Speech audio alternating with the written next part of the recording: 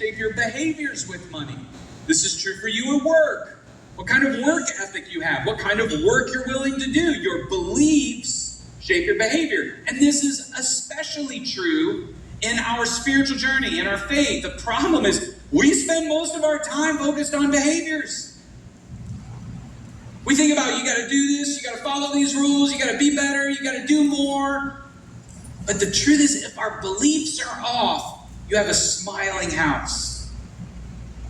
You can work on all the behaviors that you want, but in the end, it's a shaky foundation that'll fall in on itself. So, we're going to spend a few weeks looking at what it means to have a firm foundation. What are some of the beliefs that we need to build our behaviors on? Because the right beliefs lead to behaviors that have a lasting impact, a life-giving impact for you and the people around you.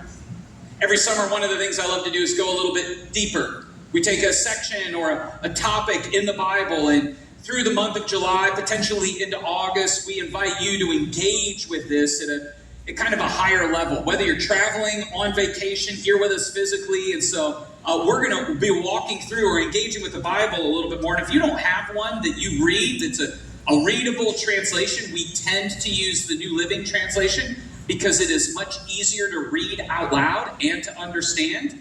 And so I have a link in the message notes where you could order a study Bible that would be helpful. We have a Bible available for you at guest services if you need one. But this summer, we are going to be walking through the book of Colossians, or more appropriately worded, a first century letter written to a group of Christians in the city of Colossae in what we would consider modern day Turkey. In fact, we are going to provide you with a bookmark-ish on the way out that has a small reading plan, because my hope is that you engage with us over the next 4 weeks. We're going to be going almost chapter by chapter, verse by verse. And so for context, the book of the Bible that we call Colossians, the letter was originally written, most people believe, by the Apostle Paul, who was writing this from his, I believe it's his first imprisonment, though we're not sure. He's in Rome under either house arrest or in a prison, and he's writing a letter to a group of Christians, potentially, we don't know for sure, but potentially he never met, to a church that most biblical scholars believe he didn't start.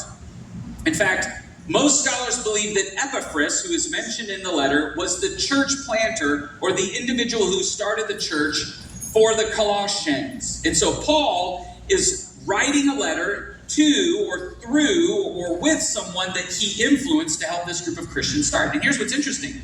Paul influenced or had a moment with Epaphras, who went on to plant a church that went on to make a difference, where Paul wrote a letter, and here we are thousands of years later being impacted by the work of these two individuals, primarily through the power of the Holy Spirit. Not unlike what we've experienced with John.